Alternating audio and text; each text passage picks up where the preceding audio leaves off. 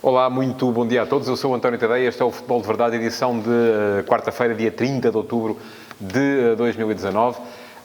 Estamos quase a chegar àquela altura que vai ser já para a semana, já na segunda-feira, em que vamos estar em direto em mais plataformas, não apenas no Facebook, vamos estar também no Instagram, vamos estar também em direto no YouTube, em vez das pessoas terem que ficar à espera durante mais tempo para ver. Mas pronto, por enquanto, hoje, em direto, ainda é só no Facebook. E quem quiser mandar perguntas para serem respondidas no final deste Futebol de Verdade, vai ter de o fazer, por enquanto, também apenas para o Facebook. Depois, para a semana, vamos ter aqui uma nova modalidade mais atrativa para vós do Futebol de Verdade e, portanto, vamos alargar um bocadinho a nossa abrangência. Mas para já é assim, perguntas que tenham, Facebook com elas, venham elas, a equipa que produz o Futebol de Verdade vai escolher e no final eu cá estarei para responder uma dessas perguntas, à pergunta que for selecionada.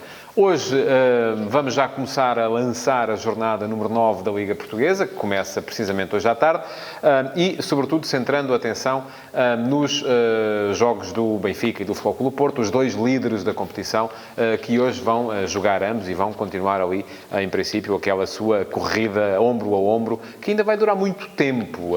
Só vão defrontar-se os dois lá para fevereiro e mesmo isso vai ser muito cedo no campeonato. O campeonato acaba em maio, mas enquanto eles se forem aguentando, vamos tendo campeonato e eu acho que isso é positivo. Bom, começando pelo Benfica, que vai jogar em casa com o Portimonense. É um jogo que encerra as suas dificuldades para a equipa do Benfica, como tem encerrado quase todos ultimamente, tanto em casa como fora. O Benfica com dificuldade para fazer golos, com dificuldade para se tornar avassalador do ponto de vista ofensivo, como chegou a ser no início desta temporada, e vai ter pela frente uma equipa do Portimonense que defensivamente não é uma equipa extraordinária, mas que sabe jogar a bola, que sabe trocar a bola, que sabe levar a bola para terrenos onde se sinta mais confortável e provavelmente para perto da baliza do adversário.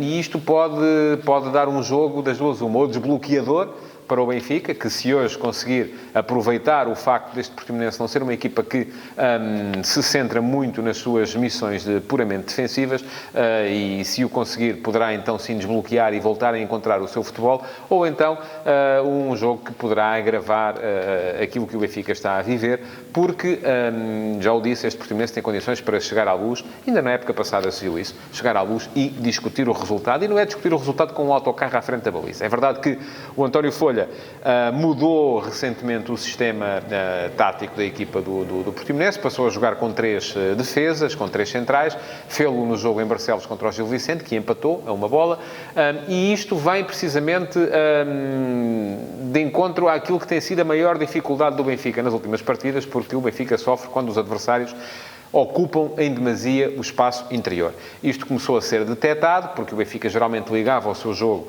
por dentro, ligava Pizzi, que partia da direita, com Rafa, que partia da esquerda, com De Tomás, que baixava um pouquinho, para a equipa ali, naquele espaço, ser capaz de, que se chama a zona de criação, ser capaz de criar condições para ter finalizações em boas posições.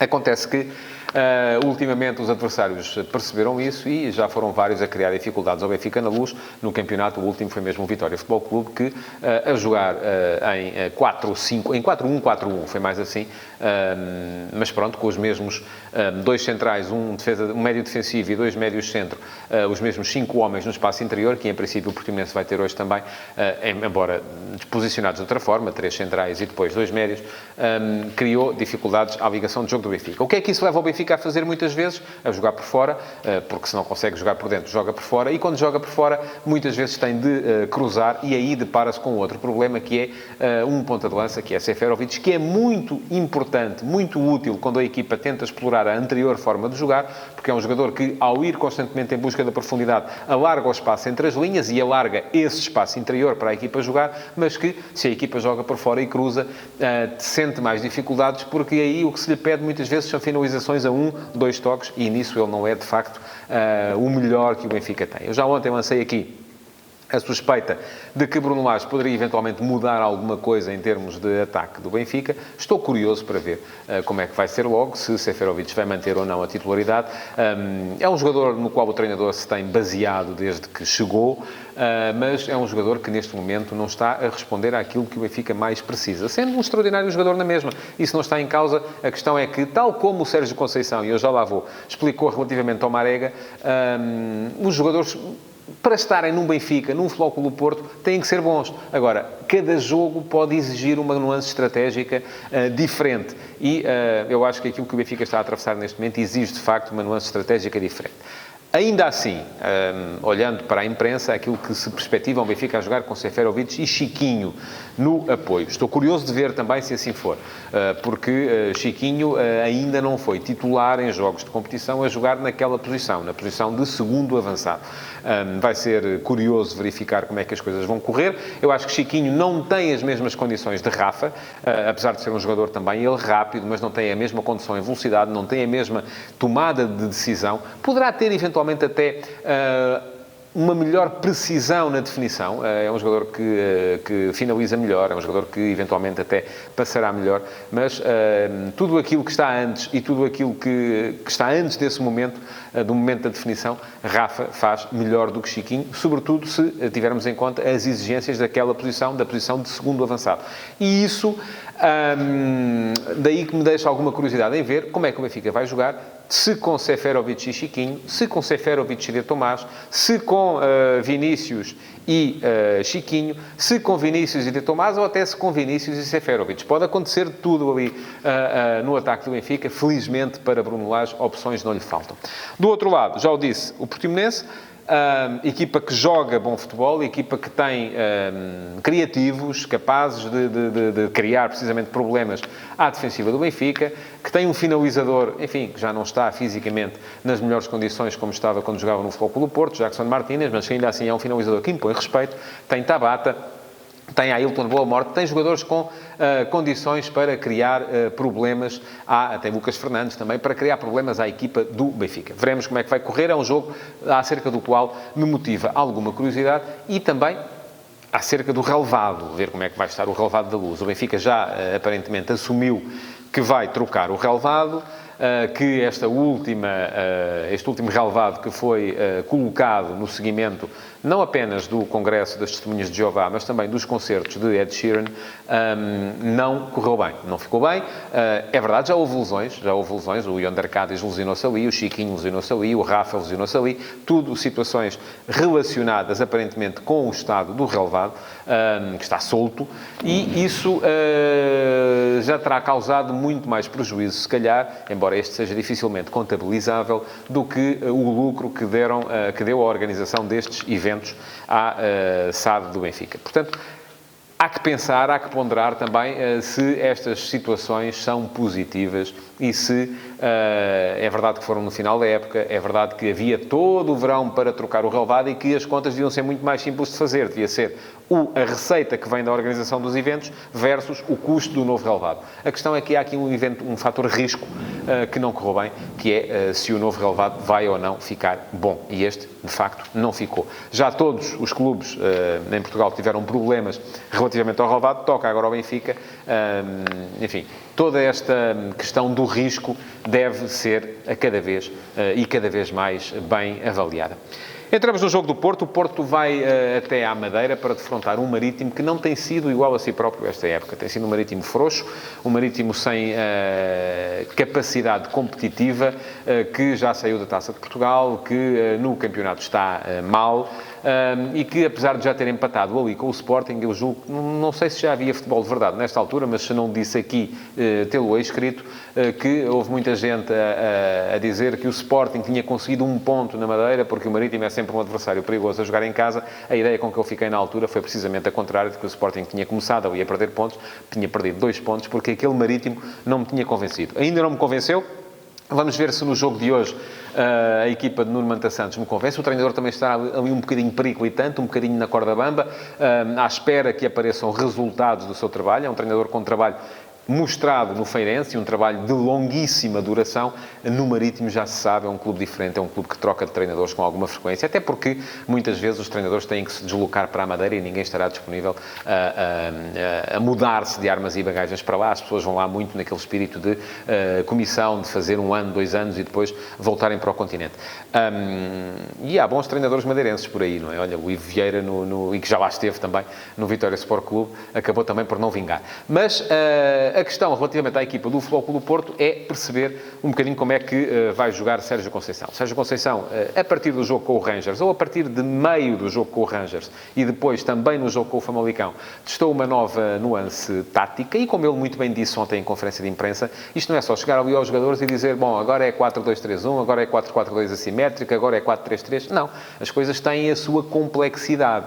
E aquilo que foi fundamental no jogo com o Famalicão, por exemplo, para o Futebol Clube do Porto, já o disse aqui, naquele 4-3-3, que em momento defensivo era mais um 4-2-4, porque em transição defensiva a equipa colocava 4 homens a condicionar a saída do Famalicão, é o comportamento defensivo daqueles 4 jogadores, que em princípio até vão ser os mesmos na partida de hoje. Soares, como ponta de lança, Luís Dias, Corona e Otávio numa linha de apoio, e todos, isto em termos ofensivos, mas depois, em termos defensivos, os 4 a tentarem condicionar e recuperar a bola cedo para poderem ferir o adversário. Não é muito normal que o Porto continue a abdicar, por exemplo, num jogador como Marega, e hoje também os jornais falam cada um da sua explicação diferente para a ausência de Marega. Eu, até prova em contrário, eu acredito naquela que me parece mais plausível, que é a questão do rendimento. A Marega, de facto, não tem rendido à altura daquilo que o Futebol Clube do Porto dele espera, e por isso mesmo acaba por ser sacrificado. Soares esteve bem, não só do ponto de vista ofensivo, como do ponto de vista defensivo no jogo com o Marítimo, e depois há ainda José Luís, não é? Portanto, a concorrência ali é muita, e o papel de Marega, é preciso também dizê-lo, era muito mais importante no Futebol Clube do Porto, no tal 4-4-2 assimétrico, que aproveitava as suas diagonais curtas da direita para o meio. Marega ora funcionava como ala direito, ora aparecia como segundo ponta de lança, envolvendo isto um movimento contrário do terceiro médio, que geralmente era Otávio, chegou a ser também Romário Baró, que vinha muitas vezes do meio para o corredor direito para fechar por ali. Portanto, era uma equipa que alternava muito entre um suposto 4-3-3 e um 4-4-2, que por isso mesmo chamo o tal 4-4-2 assimétrico. Jogo curioso também, naturalmente, e é este que eu vou ter que acompanhar com mais atenção, porque vou estar em estúdio na RTP no final do Marítimo Porto para falar do jogo. Quem quiser ver, já sabe, será na RTP3 por volta do final da partida. Ainda uma curiosidade relativa ao Vitória Futebol Clube, que demitiu Sandro Mendes na sequência de mais um empate a 0 na última jornada, mas que não tem ainda treinador, e por isso mesmo quem tem dado os treinos tem sido o Alberto Mayong, que fazia parte da anterior equipa técnica, e vai ser ele quem vai estar no banco na partida frente ao Santa Clara. Podem dizer-me, podem contar-me todas as histórias que vos apetecer relativamente a este processo e ao processo de destituição de Sandro Mendes no Vitória. Aquilo que me parece a mim, e eu acredito até que, de facto, uma administração chega a um ponto em que uma equipa tem, apesar de ter, neste momento, os pontos que tem, que são, e que lhe permitem estar até numa posição tranquila na tabela, mas a verdade é que o Vitória, em 8 jornadas, marcou apenas um golo. Empatou 5 jogos a 0 e ganhou um jogo 1-0. Portanto, tem 8 pontos. Mas um golo em 8 jogos é pouco. E isto poderia ser o suficiente para se olhar para uma equipa e dizer, não, alto lá, temos que mudar aqui alguma coisa. Agora, aquilo que depois não me convence é o timing desta decisão. O Vitória teve um mês de interrupção do campeonato antes deste último jogo para fazer a alteração. Vai ter agora em novembro também outra vez interrupção para jogos das seleções.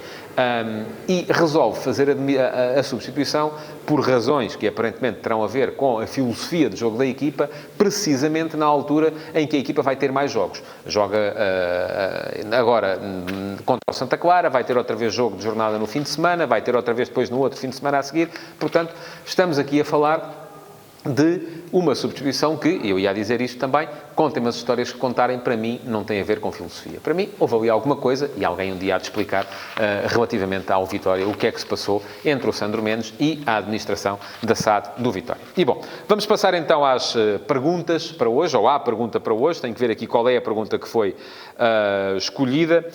E pergunta-me o Cláudio Gonçalves. Olá, Cláudio, muito bom dia. Concorda que jogar com o Marega condiciona todo o estilo de jogo do Porto e que a equipa tem mais jogadores com características para jogar um futebol mais rendilhado e menos em profundidade, como quando joga com Marega?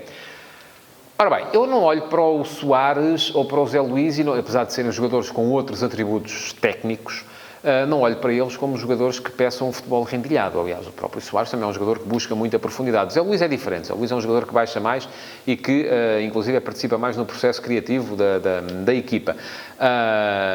Mas eu acho que a equipa do Porto tem, enfim, não é também como dizia o Sérgio Conceição na conferência de imprensa de ontem, em que acusou os papagaios de dizerem que o Porto só jogava a meter a bola na frente. Não me parece que seja assim. Acho que há ali uma ideia de jogo, mas é uma equipa que, até determinada altura, grande parte dos seus atacantes foram escolhidos tendo em conta a necessidade de ter gente com potência, gente com capacidade para imporem não só o choque, como a velocidade, a explosão, e isso é uma imagem de marca da equipa também.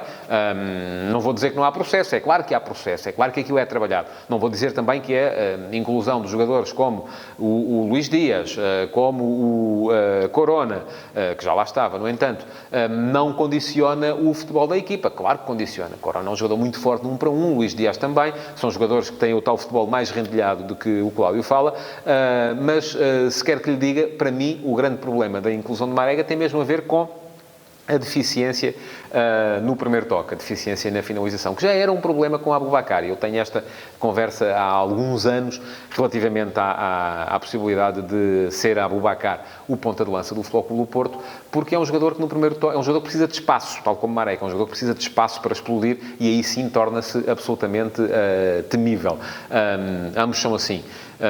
Depois, se o que se lhes pede é estar na área à espera para num toque resolverem, fica mais difícil para eles, porque, de facto, o Marega é um ponta de lança fortíssimo do ponto de vista físico, mas ao qual faltou escola durante os seus primeiros anos de carreira, e isso é difícil de ganhar quando já se tem a idade que ele tem, porque aquele primeiro toque precisava de ter sido trabalhado desde muito mais cedo. Portanto, é isso que acho que não condiciona, acho que Marega continua a fazer sentido no futebol do Futebol Clube do Porto, até pode fazer sentido no 4-3-3 como extremo-direito, porque vai muitas vezes ganhar em velocidade, no choque contra o adversário direto, faz menos sentido como ponta de lança se a equipa jogar em 4-3-3 como está a jogar neste momento.